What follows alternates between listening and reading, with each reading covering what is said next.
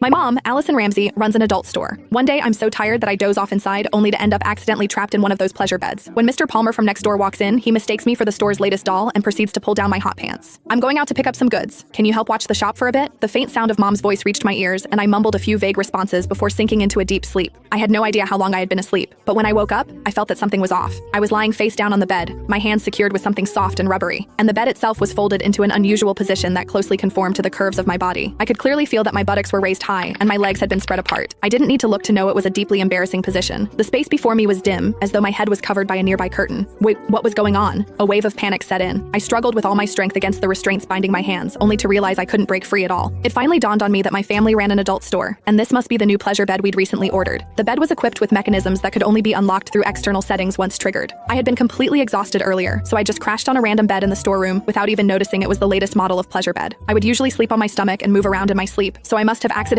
triggered the mechanism while dozing off, and now this single bed had locked my hands in place. The bed split into two below my waist, lifting my lower abdomen and hips and leaving my buttocks raised high. It was as if I was positioned for, what was I supposed to do now? I shouted a couple of times, but there was no response. It only then struck me that before I fell asleep, Mom mentioned she was going out to pick up some goods and asked me to watch the shop. Hey, Allison. Just then, I suddenly heard the voice of Mr. Palmer, a customer, coming from the doorway, and it was getting closer. Oh no. Mom did say Mr. Palmer would come by later to settle the bill. Panic surged through me. I struggled desperately, only to find that while the restraints looked soft, there was no way to break free. Where's everyone? I thought I told them I'd come by to settle the bill today. Mr. Palmer's voice drew closer and closer until it sounded just a few steps away. Frozen in this embarrassing position, I felt my face flush crimson, and in my panic, I froze completely, not daring to move a muscle. Is this a new doll that just arrived? Mr. Palmer's words sent my heart leaping into my throat. The next second, I felt a pair of warm, dry hands land on my thigh. They then slowly slid upward until they were inside my hot pants. The weather was sweltering, and when sleeping at home, I naturally dressed lightly. Thus, my hot pants were barely long enough to cover my buttocks. The texture feels pretty good. It's quite realistic and even warm, Mr. Palmer remarked as he fondled me. The bizarre sensation made me clench my teeth, too afraid to make a sound. If anyone were to discover I was being mistaken for a doll, it would be over for me. But then, to my horror, I felt those hands beginning to tug at the waistband of my hot pants.